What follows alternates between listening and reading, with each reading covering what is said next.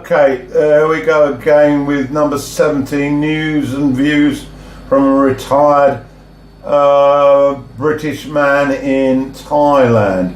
This is May the 12th to the 21st, vlog 17 part 2. Let's have a little look at current affairs. Okay, I went and saw my friend in Pattaya last week. We had a very interesting discussion. He's from England. We go way back 20 years. And Brexit was on the agenda.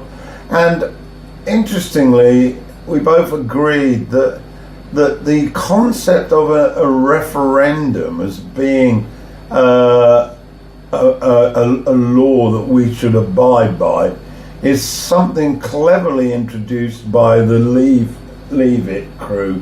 Because referendums are really only a guide, and that governments can reject or accept the view of the result of the referendum.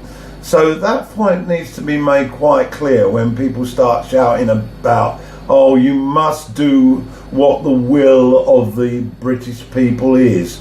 I was interested to note that there is a vast amount of young people who are now at university or about to leave university who basically weren't involved in the vote, and this and the vast majority of them are desperately unhappy about the idea of leaving Europe, and they are basically saying that they are wanting another vote on the final package that Theresa May and her cohorts deliver to the government, deliver to Parliament at the end of the Brexit negotiations.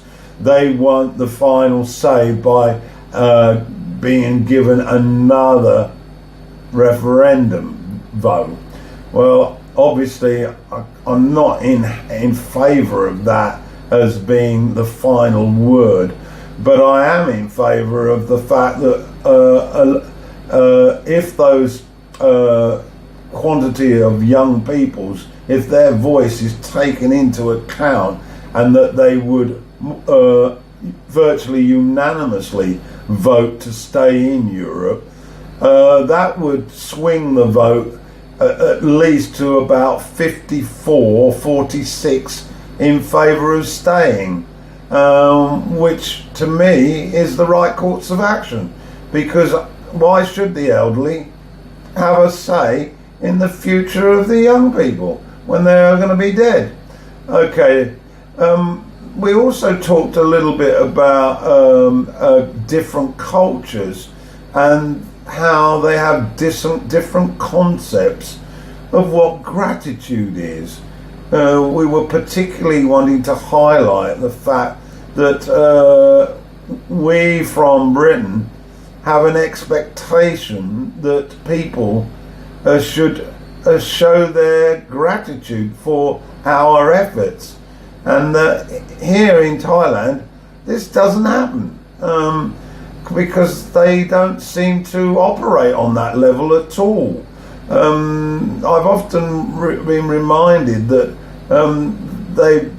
when it has been mentioned about fondness for each other, many times have basically said we don't have to say, or we don't have to remind, or we don't have to tell people in our families that we love them. It's already said. But anyway, I'm a great believer that you should frequently show your appreciation, and so I am of the belief that different cultures should adapt to what each and every one desires, and so I'm sticking with my gratitude.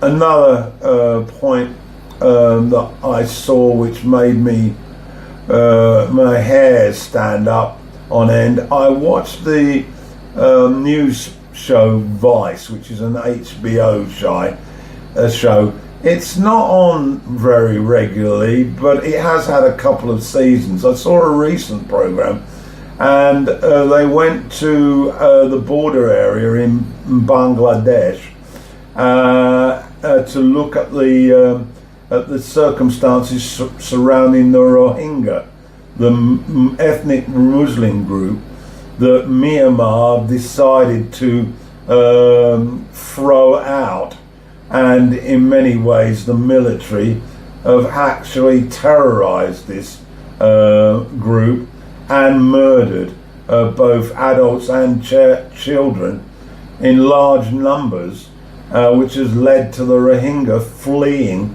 to Bangladesh.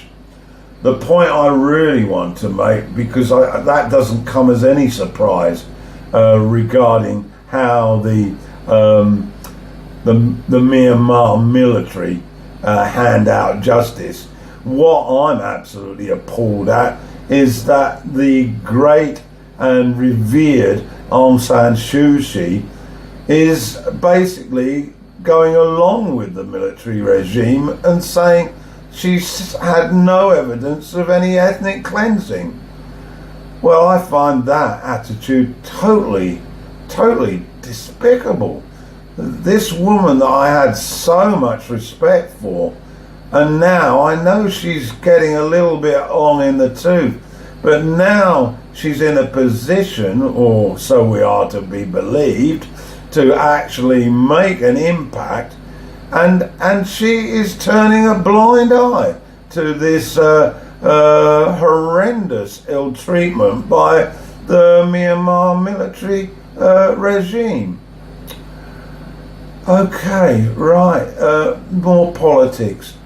Rudy Giuliani has been appointed as the new lawyer for Trump after the debacle of Cohen.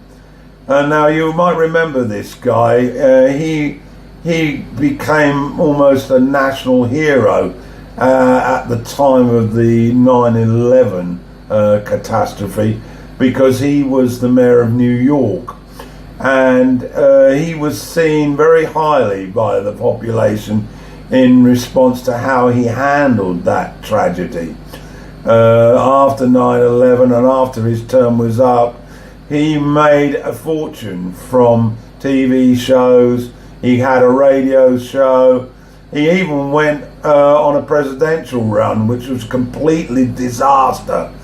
His radio shows were renowned for his ability to, on a Q&A, to insult people without recourse.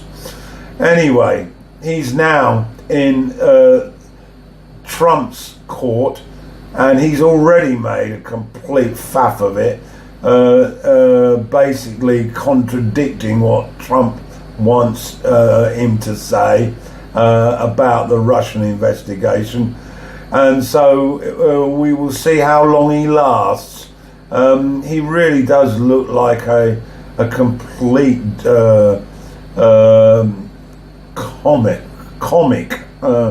comical buffoon. Anyway,